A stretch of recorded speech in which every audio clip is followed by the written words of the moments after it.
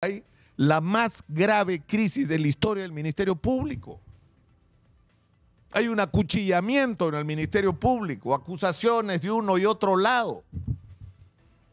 Donde ¿quiénes ganan con esta crisis del Ministerio Público? Donde ¿quiénes son los que se favorecen? Ocurre cotidianamente que uno confirma que es que vivimos en dos países distintos. El país de la inmensa mayoría de peruanos, el país real, de la gente que madruga y se acuesta muy tarde y que trabaja todo el día para sostener a sus familias y que no tiene acceso al crédito y que en el caso de que alguien en la familia le hayan descontado el FONAVI, hasta ahora está esperando que se lo devuelvan, y si hay algún jubilado en la casa no gana ni 500 soles al mes. Y deberían sentirse felices porque según las cifras de la economía no pertenecen a la pobreza, no son pobres porque trabajan todo el día. Y si se enferman, como repetió hasta el cansancio, 3, 4 días, una semana, vuelven a ser pobres porque no tienen ninguna capacidad de ahorro, porque viven al día. Y decía, no tienen acceso al crédito, no tienen posibilidades de que sus hijos accedan a una educación de calidad porque el sistema educativo está simplemente en una situación catastrófica y no tienen derecho al acceso y el acceso a un sistema de salud de calidad.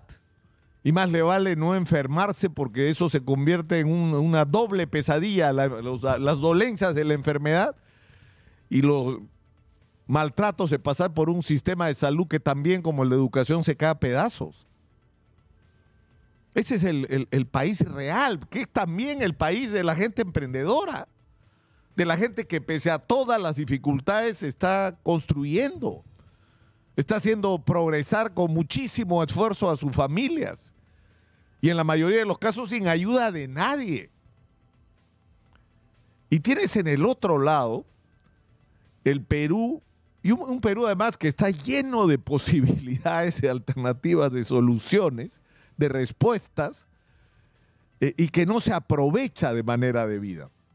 Y tienes el otro lado la agenda nacional. ¿De qué estamos discutiendo en los medios de comunicación, en el Congreso de la República? ¿No? El mensaje del Ejecutivo casi cotidianamente. ¿Cuál es la agenda nacional? Para quienes se supone representan, ¿no es cierto?, a la sociedad, a los que recogen el sentimiento de la opinión pública. La Junta Nacional de Justicia, que si se la traen abajo el lunes o no en el Congreso, porque quieren sacar a la Junta para poder tener el control del nombramiento de jueces y fiscales, y quieren hacer una junta que le guste al Congreso, ¿no? Y por el otro lado tienen miembros de la junta que han tenido conductas que son absolutamente inadmisibles, y tienes en medio de lo que debería ser trascendental para nosotros, y fíjense ustedes de lo que casi no hablamos, ¿ah? Ya empezaron los juicios contra los expresidentes, exgobernadores y exalcaldes corruptos y corruptas. Y esta gente debería terminar en la cárcel para marcar un antes y un después en la historia del Perú. Y justo en ese momento, cuando los procesos contra Toledo, Vizcarra, PPK, contra todos, ahí no se salva ninguno. Porque ninguno se salva. De Castillo al que quieran, a Pedro Pablo Kuczynski. Todos involucrados en vergüenzas de corrupción. Pero lo importante es que ya llegaron al Poder Judicial. Esto ya entró a juicio y está entrando a juicio y esta gente tiene que ir a la cárcel. ¿Y qué está pasando? Hay la más grave crisis de la historia del Ministerio Público. Hay un acuchillamiento en el Ministerio Público, acusaciones de uno y otro lado. Donde ¿quiénes ganan con esta crisis del Ministerio Público? Donde ¿quiénes son los que se favorecen? En estas condiciones va a llegar el Ministerio Público a acusar a los corruptos que han desgraciado el Perú. O sea, o eso es lo que se quiere, que el Ministerio Público está en la peor condición para enfrentar el reto de llevar adelante estos juicios y representar el interés público. Entonces son agendas Es decir, estamos en países distintos. Yo creo que la gente está esperando que desde los políticos hasta los medios nos ocupemos de su problema. Miren lo que está sufriendo la gente en el sur del país. Y se advirtió que esto podía pasar, que no se habían hecho las obras, que había demasiadas manos metidas en manejar un solo presupuesto, porque está claro lo que hay que hacer en cada región. Puedes hacer una lista de lavandería casi de todo lo que hay que hacer y ponerse a hacerlo, y no se hizo, o no se hizo lo suficiente, o no se articuló de manera adecuada. Entonces la gente está pagando las consecuencias. O sea, nos está pasando lo que nos pasa todos los años. Y ojalá que no sea peor, porque si estas lluvias empeoran va a ser catastrófico como el año pasado. ¿Y por qué nos pasa eso? Por un momentito, no tienen tiempo para ocuparse de estos problemas los políticos. Están ocupados en otras cosas, están acuchillando entre ellos a ver quién se come el pedazo más grande de la torta, defendiendo sus privilegios. Cuando el país está agobiado y la gente necesita recursos y la inseguridad ya simplemente no nos permite vivir, a la policía le dan un presupuesto ridículo y el Congreso se aumenta 200 millones de soles de presupuesto para darse gollerías.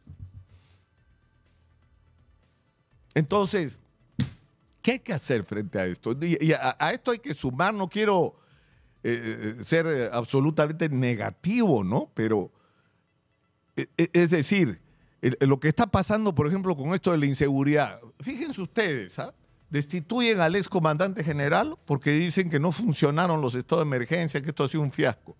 E inmediatamente ocurre que declaran el estado de emergencia en La Libertad. O sea, en Trujillo, ¿no? Y en 2 provincias o una provincia más. Y lo que queda claro es que es una improvisación. Dicen, van a entrar las Fuerzas Armadas. ¿Y qué van a hacer las Fuerzas Armadas? No saben, no se han enterado todavía. No tienen idea.